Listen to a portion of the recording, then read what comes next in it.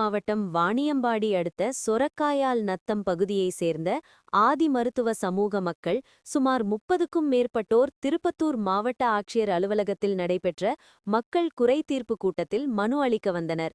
அப்போது திடீரென மாவட்ட ஆட்சியர் அலுவலகம் முன்பு மாற்றுத்திறனாளி வாலிபர் மற்றும் ஊர் பொதுமக்கள் எங்க சமுதாய மக்களுக்கு பட்டா கொடுக்க மாட்டேங்கிறாங்க, வாணியம்பாடி தாசில்தார் இங்கு வந்தாதான் இங்கிருந்து எழுவோம் என கூறி தர்ணாவில் ஈடுபட்டதால் பரபரப்பு ஏற்பட்டது.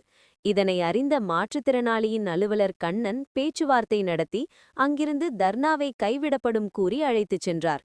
அப்போது அந்த மனுவில் எங்க பகுதியில் ஆதி மருத்துவர் இனத்தை சார்ந்த மக்கள் சுமார் 64 பேருக்கு இலவச வீட்டுமனை பட்டா கொடுப்பதாக மாவட்ட நிர்வாகம் உறுதியளித்தது. அதேபோல வாணியம்பாடி தாசில்தாரும் கண்டிப்பாக உங்களுக்கு வீட்டுமனை கொடுத்து விடுவோம் எனவும் கூறினார். ஆனால் இதுவரை எந்த ஒரு நடவடிக்கையும் எடுக்கப்படவில்லை. எனவே தயவு கூர்ந்து எங்க சமூகத்தை சார்ந்தவர்களுக்கு பட்டா கிடைக்க வழிவகை செய்ய வேண்டும் என கூறி அந்த மனுவில் தெரிவிக்கப்பட்டிருந்தது.